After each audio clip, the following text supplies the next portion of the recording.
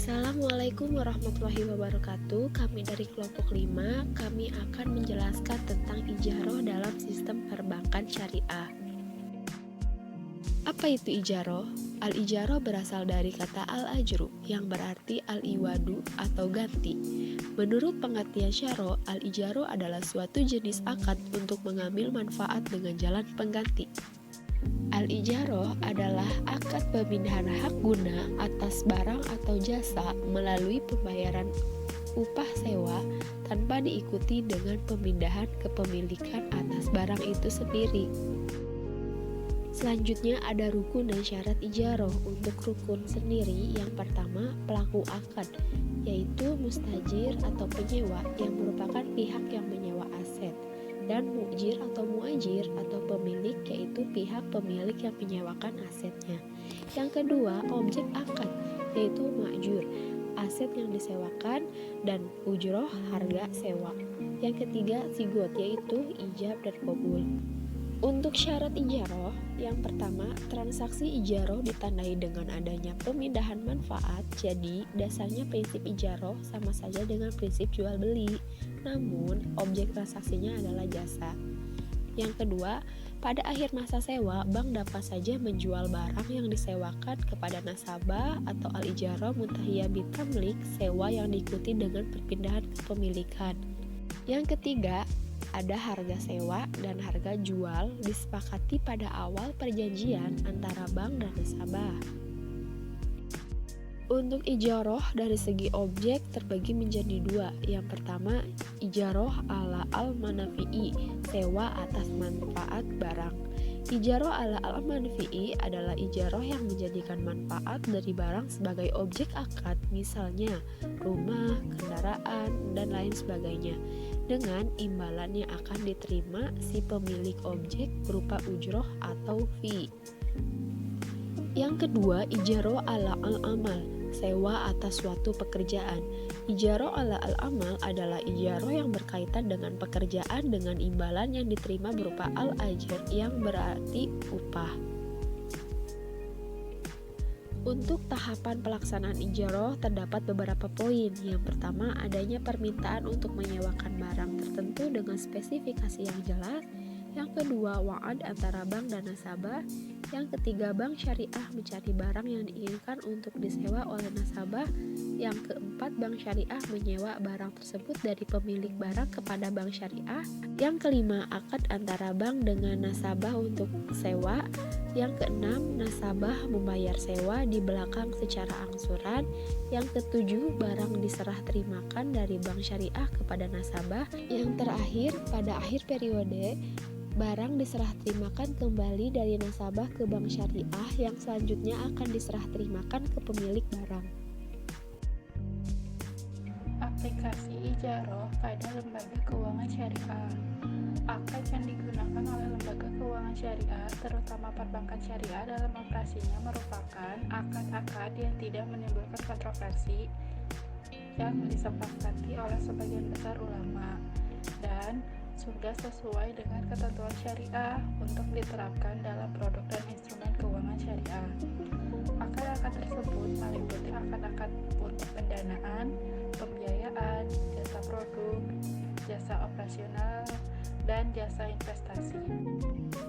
Menurut Surat Edaran Nomor 10/14/DPBS yang dikeluarkan Bank Indonesia pada tanggal 17 Maret 2008 dalam memberikan pembiayaan ijaroh bank syariah atau unit usaha syariah, harus memenuhi langkah berikut. Yang pertama, bank bertindak sebagai pemilik dan atau pihak yang mempunyai penguasaan atas objek sewa baik berupa barang atau jasa. Yang kedua, barang dalam transaksi ijaroh. Yang ketiga, bank wajib menjelaskan kepada nasabah mengenai karakteristik produk pembiayaan atas dasar ijaroh. Yang keempat, bank wajib melakukan analisis atas rencana pembiayaan atas dasar ijaroh. Yang kelima, objek sewa harus dapat dinilai dan diidentifikasi secara spesifik dan dinyatakan dengan jelas, termasuk besarnya sewa dan jangka waktunya. Yang keenam, bank sebagai pihak yang menyediakan sewa. Yang ketujuh, bank wajib menyediakan dan untuk merealisasikan penyediaan objek sewa yang dipesan nasabah. Yang kedelapan, bank dan nasabah wajib menuangkan kesepakatan dalam bentuk perjanjian tertulis berupa akad pembiayaan atas dasar ijaroh. Yang selanjutnya, pembayaran sewa dapat dilakukan baik dengan asuran maupun sekaligus. Pembayaran sewa tidak dapat dilakukan dalam bentuk piutang maupun dalam bentuk pembebasan utang. Yang terakhir, bank dapat meminta nasabah untuk menjaga kebutuhan objek sewa. Produk pembiayaan perbankan syariah berdasarkan akad sewa ada sewa murni dan sewa yang diakhiri dengan pemindahan hak kepemilikan atau dikenal dengan ijarah muntahiyah bitamlik. Ijarah muntahiyah bitamlik atau IMBT pada dasarnya merupakan perpaduan antara sewa menyewa dengan jual beli. Dari sisi ijarah, perbedaan IMBT terletak pada adanya opsi untuk membeli barang dimaksud pada akhir periode. Sedangkan dari sisi jual beli, perbedaan IMBT terletak pada adanya penggunaan manfaat barang dimaksud terlebih dahulu melalui akad sewa atau ijarah sebelum transaksi jual beli dilakukan. Tahapan pelaksanaan IMBT. Adanya permintaan untuk menyewa beli barang tertentu dengan spesifikasi yang jelas oleh nasabah kepada bank syariah. Wa'ad antara bank dan nasabah untuk menyewa beli barang dengan harga sewa dan waktu sewa yang disepakati.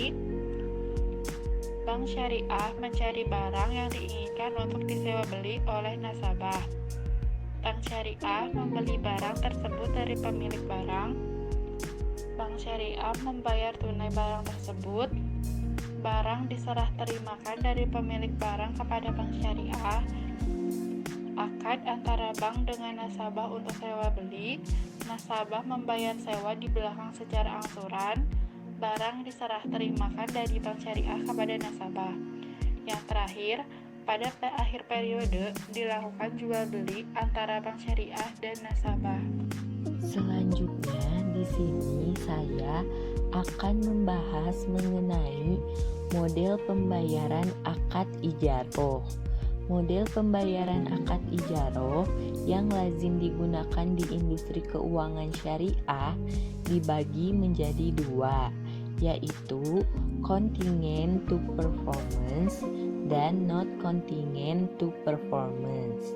Contingent to performance yaitu pembayaran yang tergantung pada kinerja objek sewa. Sedangkan not contingent to performance yaitu pembayaran yang tidak bergantung pada kinerja objek sewa. Ujroh akan menjadi wajib dibayar oleh mustajir dan dapat dimiliki oleh mujir jika dipersyaratkan segera dibayar sebagaimana terdapat dalam kontrak. Kemudian menyegerakan pembayaran ujroh dengan tujuan untuk mempercepat berakhirnya akad. Dan yang terakhir, membayar atas penggunaan objek sewa secara bertahap berdasarkan waktu penggunaannya. Jika telah disepakati, pembayaran sewa dikenakan setelah masa sewa berakhir, maka kontrak sewa tetap sah.